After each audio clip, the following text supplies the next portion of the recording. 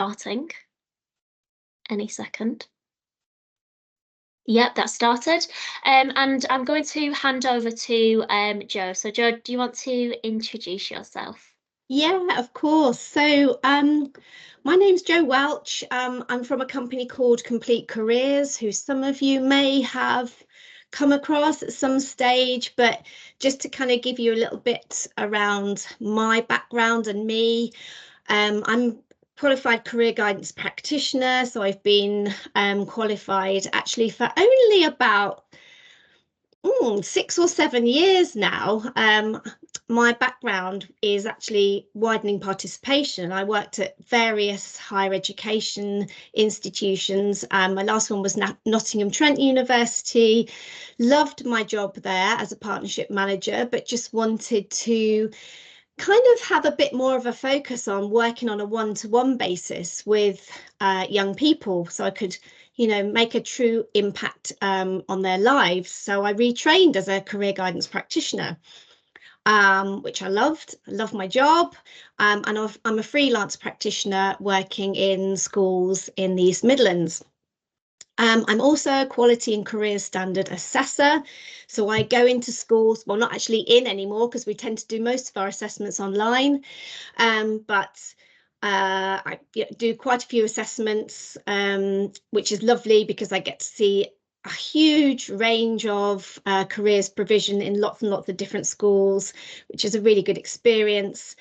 I teach on the level 6 career development professional apprenticeship, which is becoming more and more popular with schools and colleges who are wanting to kind of upskill existing members of staff so that they can, through the apprenticeship, they can become qualified guidance practitioners. And as I mentioned before, I've got a strong kind of background in widening participation into higher education, and social mobility is a passion for me. One of my first jobs was with the Aim Higher programme in Nottinghamshire, which I was with for several years. So that's me. Welcome to today's session. I've got quite a lot of information to give you, so kind of apologise in advance really that we can't really, I don't think there'll be any time for questions at the end, but I'm sure Lauren, if you have specific questions, will gather your questions together for me, and I will do my absolute best to either answer them today if we have time, or get back to people with responses. So just to kind of quickly introduce the session really, we got some really helpful data from Lauren as a result of your Compass returns, and we looked at that, we analysed it, but we couldn't really see any kind of common themes running through that data, apart from it showed that Gatsby Benchmark 6 was seen to be kind of, one of the benchmarks that seems to cause the most challenges. So what we did was decide to spend some time talking about benchmark 6, kind of picking it apart a little bit, and then kind of providing some kind of practical examples, tangible things that you can kind of take away from the session. The other area that we sort of, it was coming out as bit problematic was benchmark 4. So again, we'll look at kind of strategic and operational ways to sort of, for you to sort of meet the challenges that Gatsby Benchmark 4 can kind of, give you. And finally, I've been asked to also talk about the PAL, the provider access legislation, just as a bit of a reminder, really, in terms of kind of what the PAL looks like and the sort of things that, you need to make sure that you're aware of, because there are kind of a couple of things with the PAL that is sort of tripping schools up. So I've been asked to just kind of recap on that for a short period of time. So we'll go over that as well.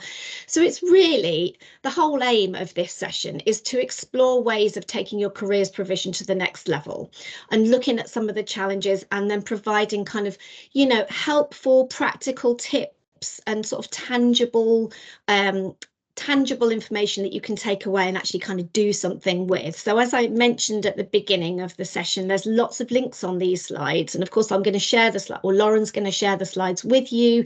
So you will have, you'll be able to access any of the tools and all the links that, that I'm talking about today.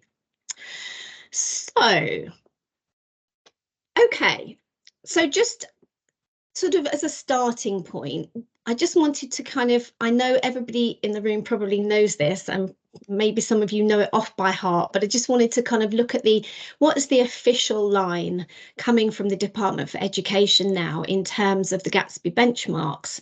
So they do expect all schools and colleges to use the Gatsby framework to develop their careers programme and increase opportunities for students to access everything from experiences of the workplace, personal guidance with a careers advisor, engagement with employers, colleges and training providers. So that's kind of the official line.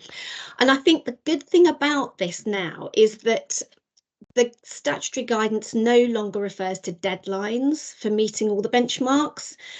So the original deadline for all schools to be meeting all 8 benchmarks was the end of 2020, which was probably unrealistic. And I think the Department for Education are probably aware of that. So this is really helpful because it takes kind of that time pressure off schools and colleges and allows you to sort of take that time to continually evaluate and adjust your provision and kind of find out what works best for you and your learners, of course. So it's widely accepted that the benchmarks provide good structure to build provision around, but they are not the be all and end all, and they do have limitations. And I'm kind of coming at this from a career sort of, a career expertise kind of viewpoint. One of the dangers of the Compass self-assessment is that it can become a bit of a tick box exercise as we kind of chase the 100%. And of course, this can lead to quality being compromised. As a as a quality and career standard assessor through the career mark approach, I would much rather go into a school and see evidence of, like 5 or 6 benchmarks being met really well, rather than 8 benchmarks being met, but only by a small margin. So, yes, the school is meeting all 8, but if they were to carry out like some in-depth evaluation around the impact of their provision, then gaps may start to appear. So I guess the overriding question when evaluating your careers provision is, does it equip your learners with the knowledge, skills and behaviours they need to be successful career planners in today's labour market? And would your provisions stand up to external assessment? So those are the kind of just things to kind of mull over. I know you're all familiar with the framework, and I know that you are meeting, a number 4 and above benchmark. So there's obviously a lot that you're doing, right within that, and that's. It's a really great start, not a start, it's a, meeting the benchmarks is a journey, and I'm sure you're all kind of striving towards that 100%. But I wanted to start with Gatsby 1, actually, do a little quick recap on that, because, I think in theory, get Gatsby benchmark 1 right, and then everything else kind of should follow from that, should fall out of that. So I've got a few bullet points there on the screen. I've highlighted a few words, which for me are kind of like the most important words within that. So, embedded. So making sure your programme is embedded so that it reflects the kind of like the central values of your school, and it's truly like woven into your teaching through things like schemes of work, and whether that's a focus on helping students to develop the employability skills that they need for the world of work, or whether it's talking about a specific career pathway. Making sure it's structured. So, a well-structured careers programme shows maturity of provision. It means that it's progressive and it's sustainable. Accessibility is obviously really important. So, if you surveyed, for example, all of your parents now, How many could easily locate and fully understand your careers programme? How many would be able to speak confidently about the career-related activities that their young person is involved with and how they've benefited from them? So making your programme accessible to, you know, the learners, parents, employers, and all other stakeholders is really important. And then that continued sort of like evaluation, you know, this is possibly where Gatsby isn't robust enough, just because it doesn't quite have as much focus as maybe it should on impact. But, you know, are you evaluating absolutely everything that you do in school? So if you're having external people like employers in to do a session, do you ask students and staff to evaluate the impact of the activity? Do you evaluate your external career guidance provision, for example? Is this meeting the needs of your learners, including those with additional needs? Is the system working for everyone? You know, do you need to look at a triage approach, for example, to guidance, so you can make it more impactful and targeted? So actively engaging with providers of vocational and technical pathways as well. This is obviously the PAL that we're talking about, the provider access legislation. So has your programme been adjusted to kind of fully meet the new legislation? And I will look at that in more detail as we go through the session.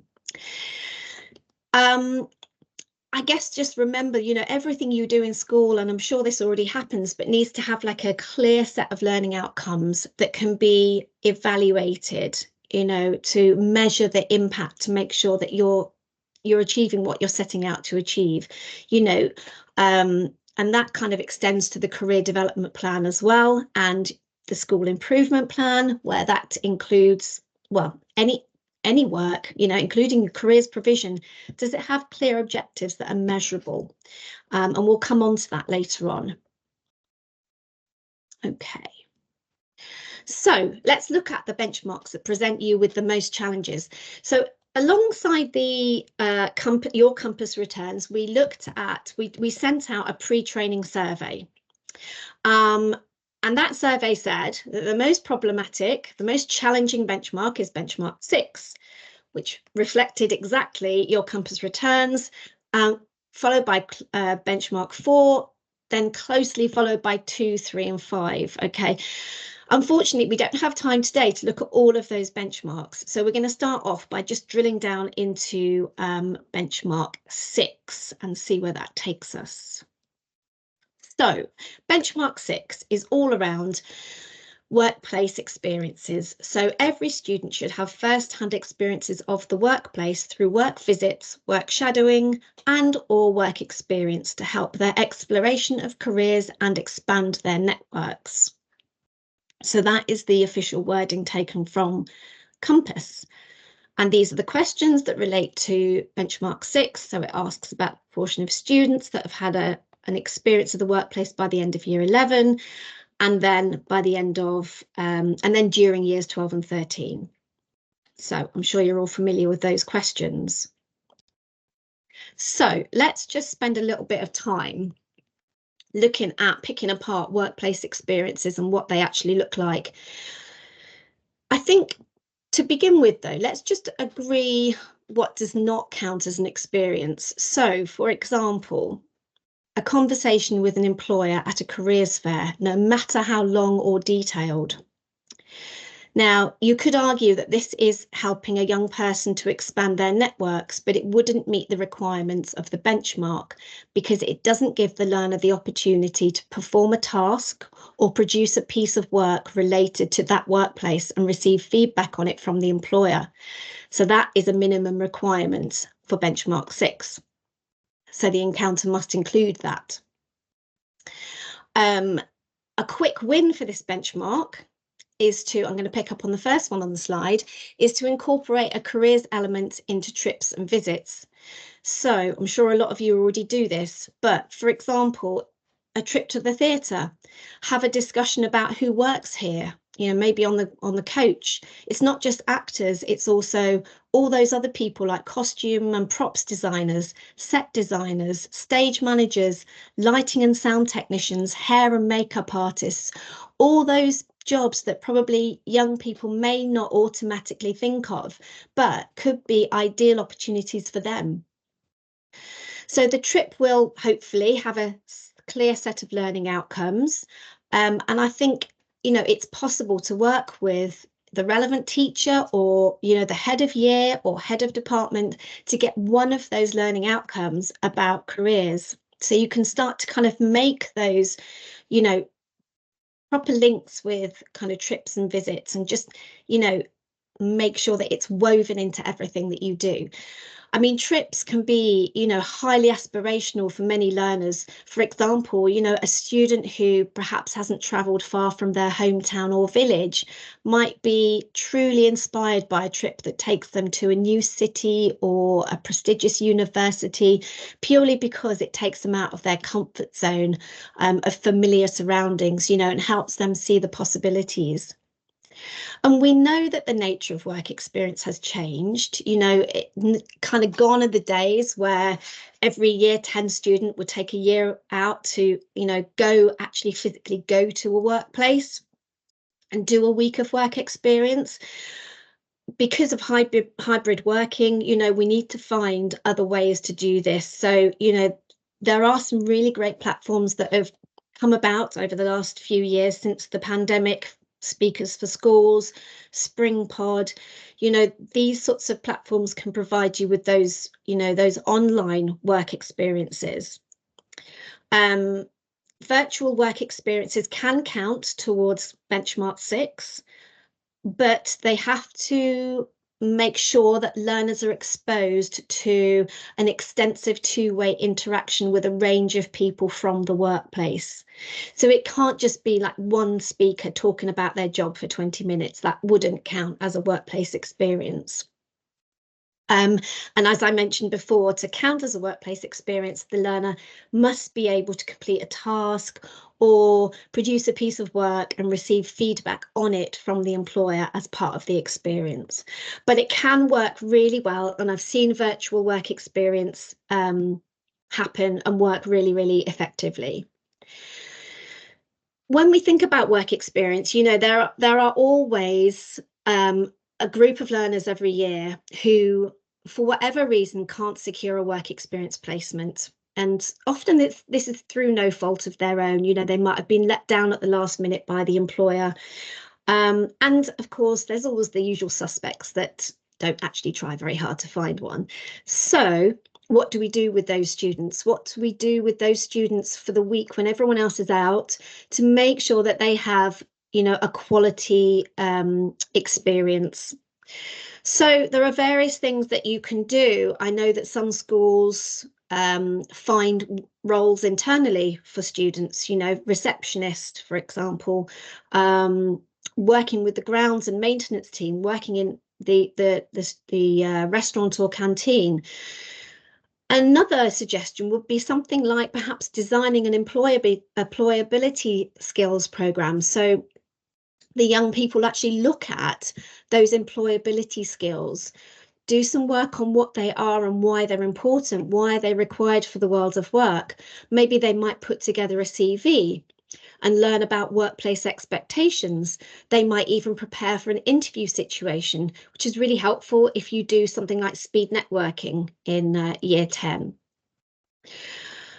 If you do put together an in-school programme, which can be absolutely fantastic, they can work really, really well, just make sure that you have a clear set of learning outcomes so that you can measure the impact of your activities, because it takes time to put together something like this. So using student surveys, learner voice, getting teacher feedback, and then if appropriate, employer feedback to monitor and evaluate the activities is a must do for that.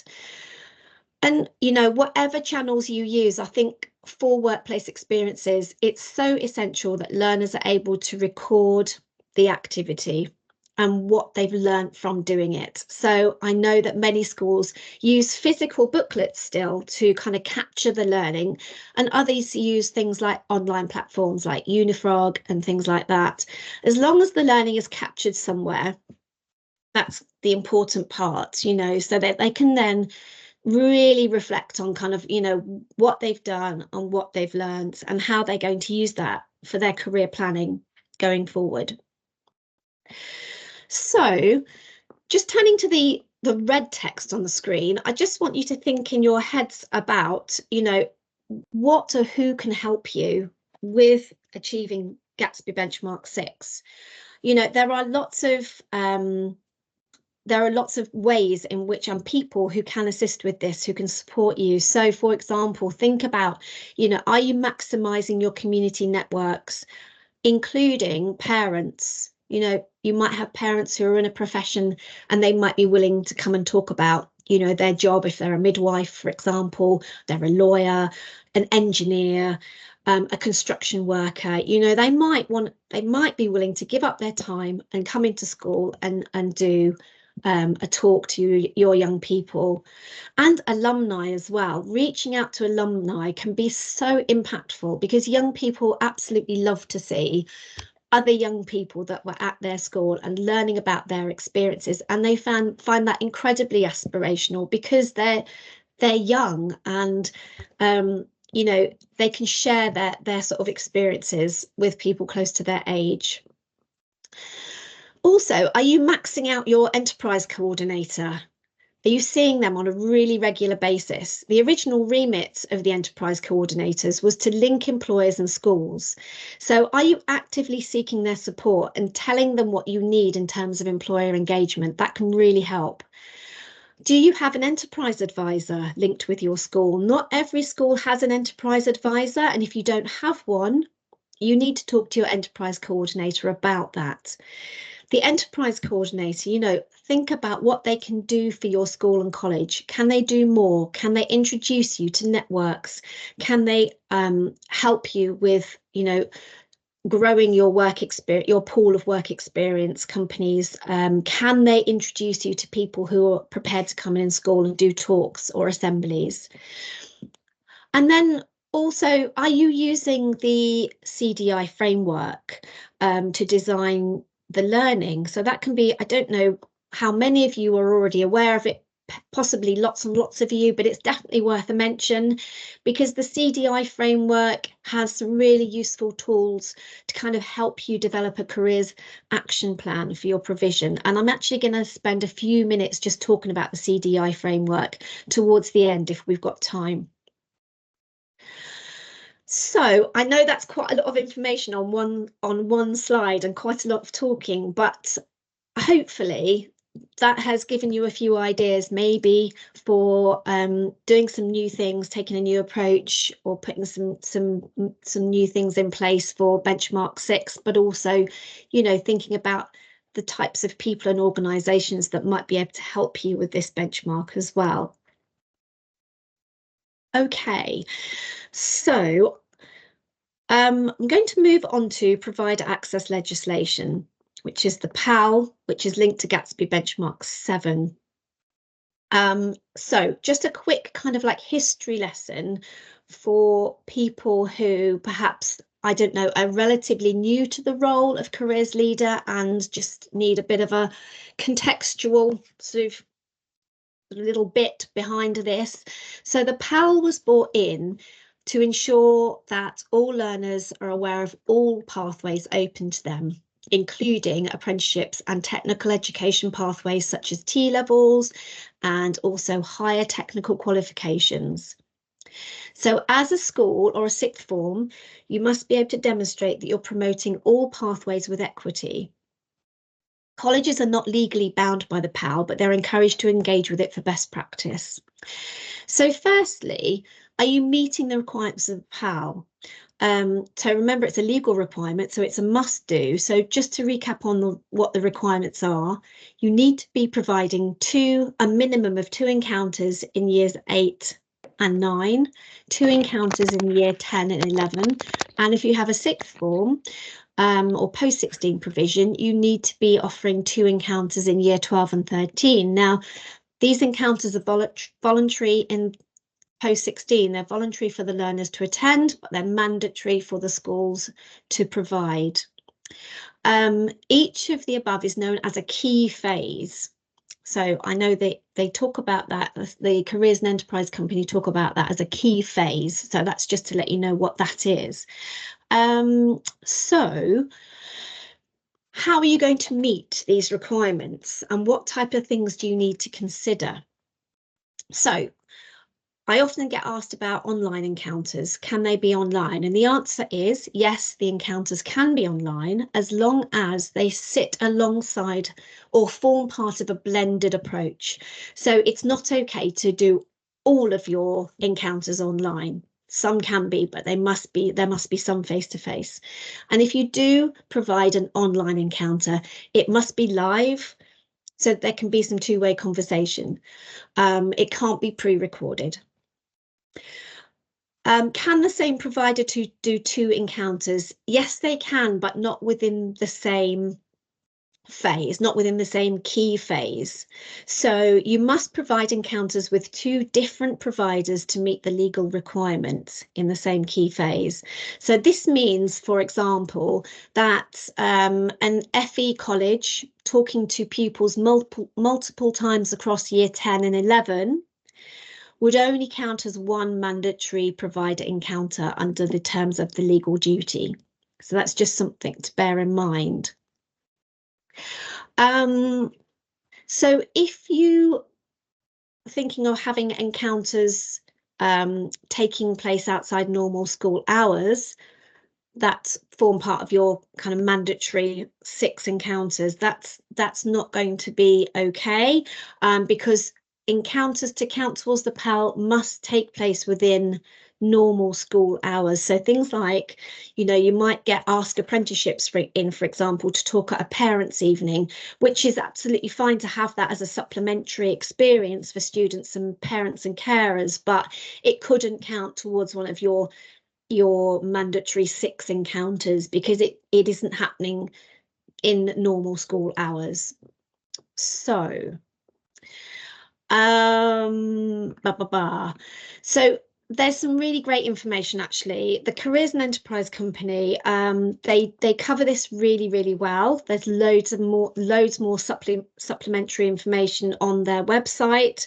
There's tools and resources and kind of best practice case studies and that sort of thing for you to have a look at if you want to find out more about the PAL and just double check that you're meeting the requirements of the PAL. And I noticed there was a couple of questions that sprung up there. So what I will do is come back to those at the end if I have time, but if not, we'll answer them. I'll answer them separately, or we can stay on if people want to stay on. I don't know whether you want to do that, but quite happy to do that as well. So just to give you examples of providers.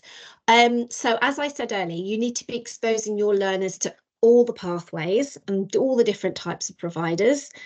So that means, not just inviting kind of your 1 or 2 primary post-16 feeders, but also inviting people like independent training providers of T levels and apprenticeships, so that your learners have exposure to them.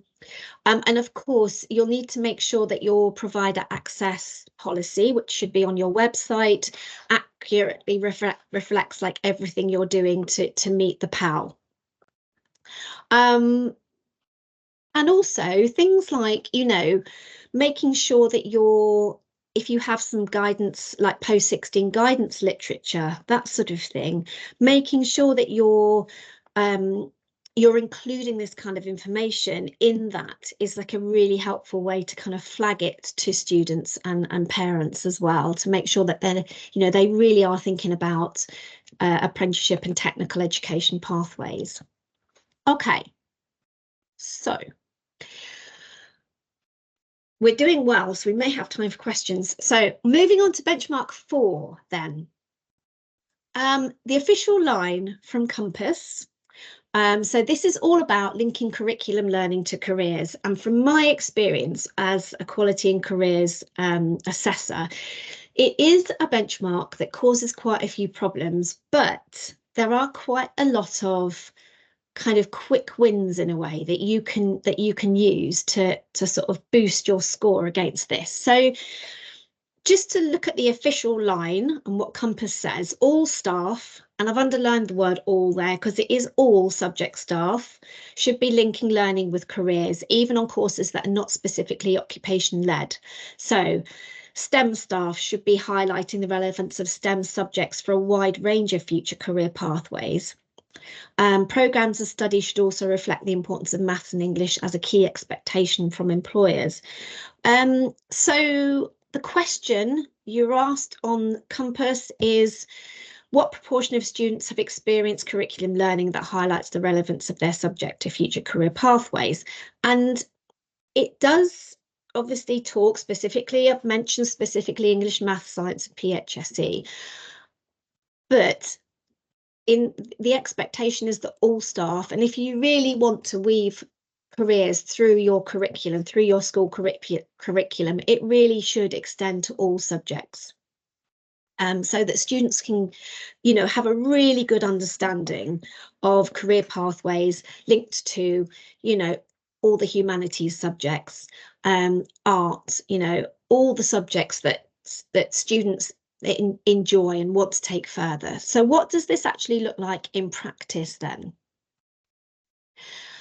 Okay, again, apologies for the amount of text there is on that slide. Probably should have put this on 2 slides, but I think one of the first things to highlight here is that subject teachers can be extremely powerful role models to attract pupils towards their subject and the careers that flow from it.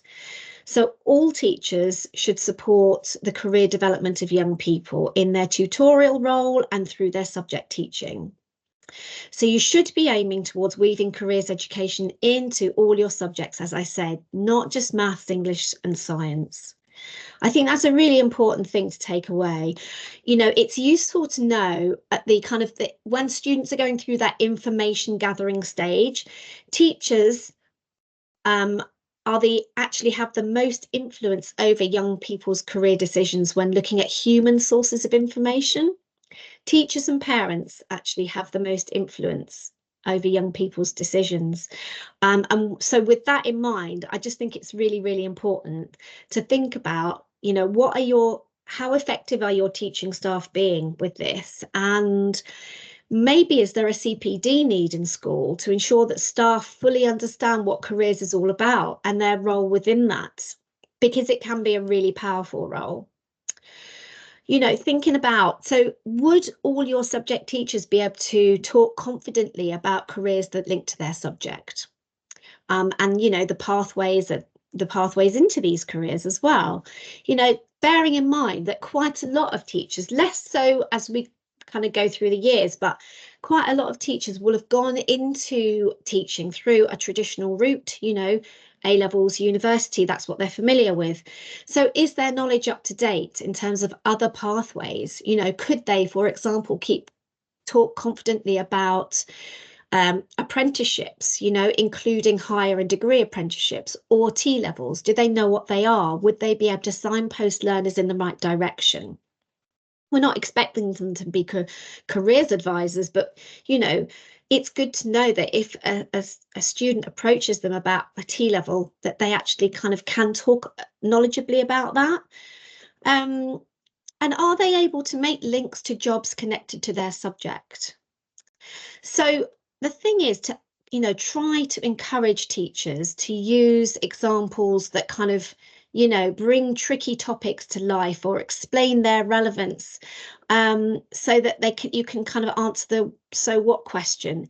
Why do I need maths GCSE? Well, actually, you need that to probably go on to that plumbing apprenticeship that you're interested in. It's that whole sort of like showing them the relevance of everything they learn. And there's some really great examples of employer-led projects that are out there that kind of deal with tricky parts of the curriculum. I think making small adjustments to language as well can be really helpful in terms of raising learners' awareness of things like employability skills. We know from feedback from employers that many young people continue to leave school without some of the basic workplace skills. And I think the barrier here is that learners don't always realise when they're using employability skills, and they definitely don't realise that they use them in lessons every single day. So it's about making those explicit links, you know, and thinking about, you know, achieving Gatsby Benchmark 4. I think part of it is, for me, breaking it down into a kind of a list of questions, so that you can kind of get a feel for, okay, you know, what are we doing and what more do we need to do? So, you know, things like, is it possible to identify as a careers champion in every department? If not every department, you know, is it possible to work towards that? Start with the departments that are maybe the links are stronger, you know, business, for example, but gradually, you know, identify careers champions across the school so that it takes all the burden off you. You know, as the careers leader, you're spreading that and you're getting people on board to help you, you know, meet your careers targets. So are teachers embedding learning through schemes of work and lesson plans with clear links to careers, or do they need help with that? Are teachers using the right language? You know, do they make those explicit links using real life examples? Is there a careers link with all or most of your trips and visits? Are you using employers, parents and alumni to support your provision? Are you sharing a good range of careers resources with your teaching staff to help them develop content, you know, to help them sort of, you know, find those ways into their schemes of work and their lesson plans and how careers can be woven into that? And this includes as well the LMI that's sent out by your Careers Hub every half term. If you're not accessing this, please raise this with your Careers Hub manager. So please talk to Lauren about that, because I know that LMI is sent out on a half-termly basis, and that should be LMI that you can access and can help you with that. So a few questions there, and I think if your answer to those questions is yes, then you're probably doing everything you can to be meeting benchmark 4. If it's no, then hopefully this slide has given you some ideas of kind of, you know, where you can go from here and how you can make more links with Gatsby Benchmark 4. So just some examples of resources before we move on. These are some resources that I personally use and that I know are good, that I've come across in my time as a careers advisor and working with schools. So you may have already come across, you know, some of these resources, but these are all things and websites and tools and resources that I would recommend, and they all have links to subjects. So whatever you're looking for and whatever key stage, and whether it's, you know, whether it's subject specific, a lot of these have subject specific information on their or resources on their website. Some are more around employability skills, like Skills Builder, for example, which I'm sure you've come across. But these are all tried and tested. So, you know, if you're thinking, I don't know how to do this, you know, something like the Success at School resources, something like My World of Work, BBC Bite-Sized Careers, you know, they all have subject specific suggestions for ways that that subject teachers can link to careers. So I would really recommend using some or all of these. Okay, so how are we doing for time? Right, okay. So as part of the presentation today, I know that Lauren and Kieran were keen for me to kind of, you know, provide examples of tools and resources and websites that you can use, which I have been doing, but I wanted to draw your attention to the CDI framework because it definitely merits a mention, and some of you might be using it already, but it's recognised by the Department for Education as an important platform to use in the design and delivery of career programmes. So I just thought that I would mention it quickly because I think it's helpful when, you know, looking at how you can raise your compass scores. Now, this is what it looks like. I'm sure you've that text is too small to read, but I just wanted to show you that because that's the main infographic that they use. I'm sure some of you are familiar with it. But if not, that's what you'll see when you go onto the CDI website. If you just literally Google CDI framework, there's a link on the next slide, but this is what comes up. So just to make you familiar with that. So the framework was actually reworked in 2021. So those of you who have been doing the job for a long time might be using the old framework, which had the 17 areas of learning.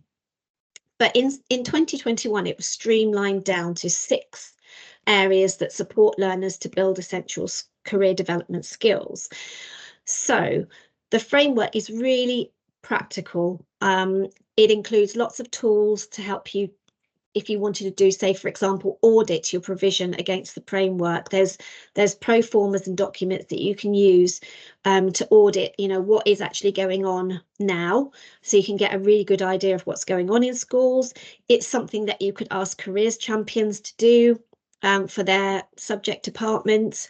There's also tools to help you design the learning through what they call I can do statements, so that you can map your provision against these learning outcomes to ensure like a really well-rounded best practice approach to your programme. And it has things like videos and best practice examples and case studies on the website. And I've just highlighted one of those.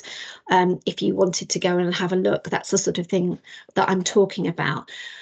Just to show you as well, now what I've done here is I've just taken a small portion of the CDI framework just to show you how it can be used to develop an action plan mapped against the learning aims of the framework and the Gatsby benchmarks. So this is just literally, I've kind of just copied and pasted this, stolen this direct from the website. So this is the Grow Throughout Life learning area. In this case, you'll see that there are 5 learning aims, each one of them down there on the left-hand side. So each of the 6 learning areas, so Grow Throughout Life is a learning area, each of the 6 learning areas has between 5 and 7 learning aims, and they're broken down across Key Stage 3, 4 and 5. So this one is for Key Stage 3. So you can use the framework to plan your activity, including the resources that you'll need and people that are involved. You'll see in brackets actually under the Grow Throughout Life some numbers. Now those relate to the previous CDI framework, 17 areas of learning. If you're making the transition from the old framework to the new framework, that's quite handy because you can see where it's relevant, where it refers to. So you can obviously use the action planning for Key Stage 3, 4 and 5, use it alongside the framework handbook. So the handbook is a great additional resource to use alongside the mapping tools to develop, lesson plans, resources, activities, whatever you want to do, or to assess and evaluate your current programme to find out ways to improve it. So lots of best practice case studies, lots of activity examples if you're kind of out of ideas and you need some fresh ideas for different benchmarks, deals with all of the benchmarks. So a really good resource. And of course, the link to the handbook is on the screen there at the bottom. So please do have a look at that. Okay, I think that is all about Gatsby. I'm going to sum up now. So we've got about 15 minutes left. So we might have a little bit of time for questions actually at the end, maybe 5 minutes if that's okay. So I know we've covered an awful lot today, and I feel like I've just been talk, and there's a lot of information there. I'm hoping that it's been helpful, but I just wanted to sum up really kind of everything that I've kind of been saying over the last 45 minutes. So you are already achieving a good number of benchmarks, between 4 and 6 benchmarks. So I know that you're already doing lots of things really well, and perhaps at that stage where you're thinking, I'm doing all of these things and I want to move my provision to the next level. And I think there are key things that you need to get in place to enable that to happen. You know, there will be sort of strategic and operational elements of your provision that perhaps need, you know, picking apart and developing further before you can kind of move it up to the next level. But just these are things that I think probably need to, you know, you can ask yourself to sort of think, right, where am I now, and where do I want to be, and how am I going to get there? So things like, you know, thinking about the links between your school improvement plan. You know, are there really clear links between your careers work and the school improvement plan?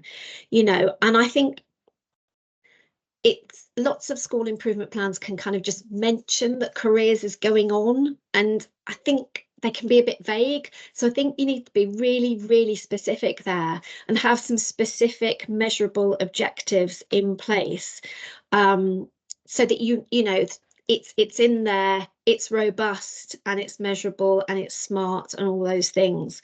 You know, smart measurable objectives, I know it's a bit corny, but you know, you've got to be able to know whether you're achieving what you're setting out to achieve, and that's where we need the clarity. You know, does the plan prioritize your weaker benchmarks? You know, looking at why they're weak, picking those apart, how can they be improved, and what needs to happen to make those improve? So, you know, it's quite easy actually to get, when you think about it in those kind of clear terms, it's quite easy to get smart targets into the school improvement plan. What is it and how's it going to happen, and what do you need to make that happen? So things like making a case for more support. You know, if you only have like a small number of hours, you know, I come across careers leaders who have as little as 2 hours a week for their careers provision. And the way they make that work is actually by harnessing lots and lots of support within the school.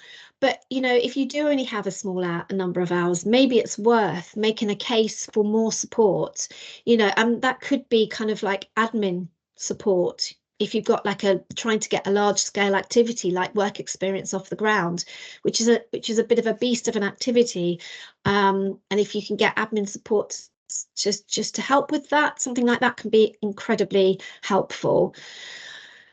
Could you do more to perhaps measure the impact alongside your compass returns? You know, you could be doing lots of other things like student surveys, having learner voice sessions, collecting feedback from teachers and employers, you know, and also rigorously analysing your destinations.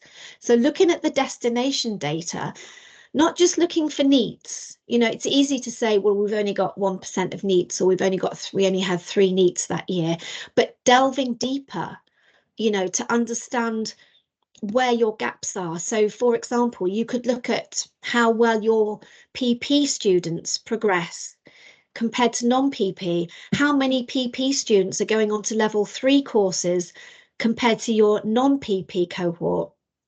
It's you know, it's really interesting to drill down into that data and analysing that, and sometimes little gaps in the provision can start to appear once you really understand what's going on in terms of destination data.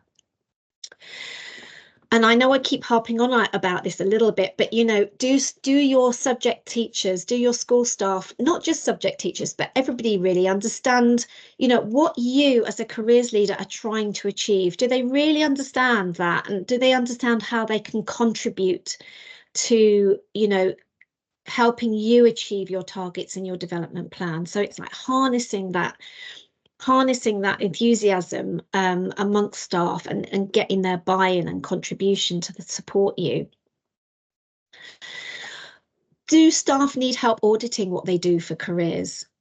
You know, the chances are, you know, they're doing a lot. They're probably doing much more than they think they're doing in terms of careers.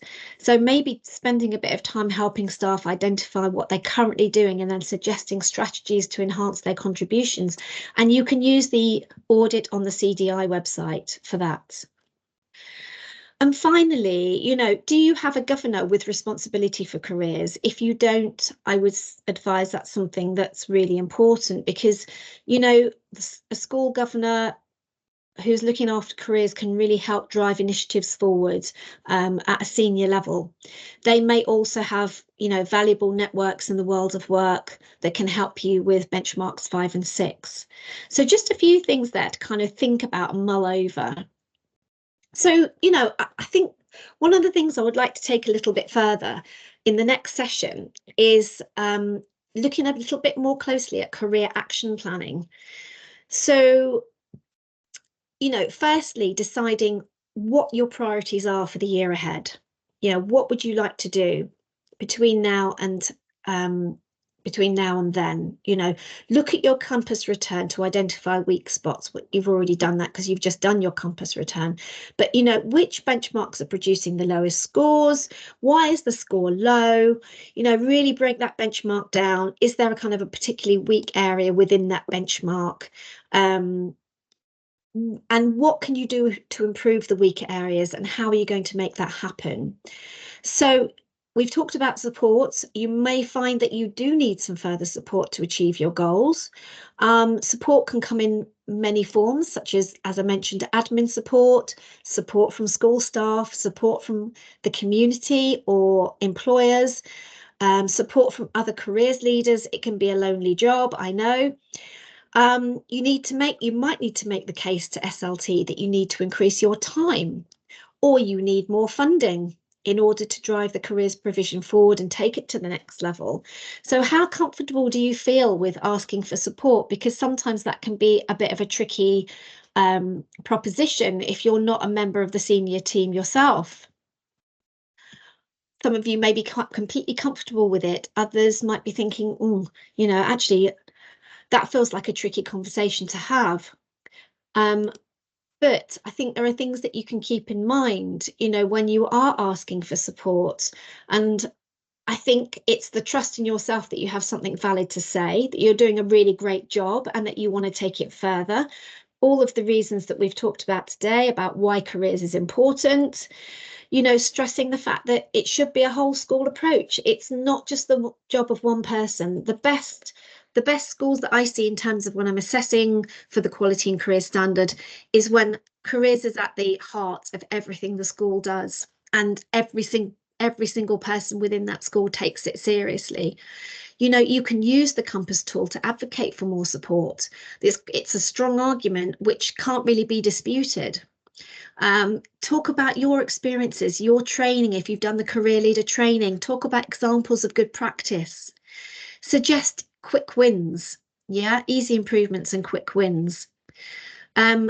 Provide examples of trusted resources. Consider staff CPD, and also tell your enterprise coordinator or your careers hub manager that you need help. You need help with a specific project, because it may be that they can include your ideas in their planning for next year. So a few things there to think about when asking for support.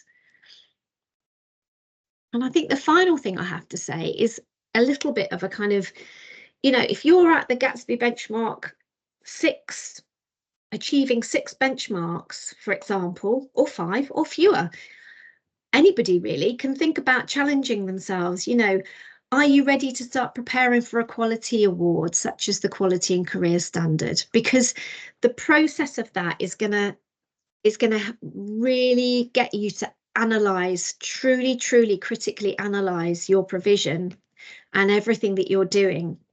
And that can be an incredibly kind of refreshing and liberating exercise, because you will see all of the great work that you're doing, and it will it'll open your eyes up to everything, but also you'll get external endorsement for everything you're doing as well. That kind of like, that sort of impartial view and endorsement that says that your provision is great. Everything you do will stand up to external assessments, and you can use that. If you get the Quality and Career Standard, you can use that on your website. You get the logos, you get a report. You can give your stakeholders, that sort of, it's that quality kite mark, which is definitely not a tick box exercise, and it's that external endorsement from, you know, from experts. And what I would say with that is that we certainly don't look for perfection. You know, what we look for is robust evidence to tell us that you have the structures and systems in place to deliver progressive career learning, yeah, and that you're preparing your students for successful careers by allowing them to develop the skills, knowledge and attitudes they need. So if you are interested, yeah, there's a little link at the bottom of that slide. Please do email me or go onto the website and find out more if you think that the quality and career standard is something that you would like to start planning for. Because at Complete Careers, we will give you, you know, we can provide you with support with getting ready for your quality award. So just a few other useful websites there, all of which I'm sure you already know and are very familiar with. Just one thing to draw your attention to. I looked for the buzz quiz the other day on the I Could website, and it isn't there anymore because they don't have the rights to have it on there anymore, but it is on gov.wales. So you'll find the buzz quiz on there if it's something that you use and find helpful. Just a little aside there. And I think that's about it for me. So, oh gosh, literally we have 2 minutes. So Lauren, I don't know whether you want to say anything or whether don't know whether there was like just a couple of questions that I could answer quickly now, if I have the answer, which hopefully I do. Let's have a look in the chat. So we've just got one in the chat. If anybody wants to come off mute as well and ask them, please do. But one of the questions was when you were speaking about PAL, Naveed asked, does that include university encounters at Key Stage 3 and Key Stage 4? So yeah, university encounters absolutely can be included. What you need to bear in mind though is it needs to be open to all, well, it needs to be include all students. So you couldn't just take, say, a cohort of 30 that you've identified and take them out to see a university. So it needs to include everybody within the year group. But yes, they would count, yeah, towards your 6. That's my understanding. I hope that's Lauren's understanding too. Brilliant, thank you. Any other questions from anybody? Rachel's put, very helpful and comprehensive. Thank you so much. It always helps to take stock. And Susie's put very interesting.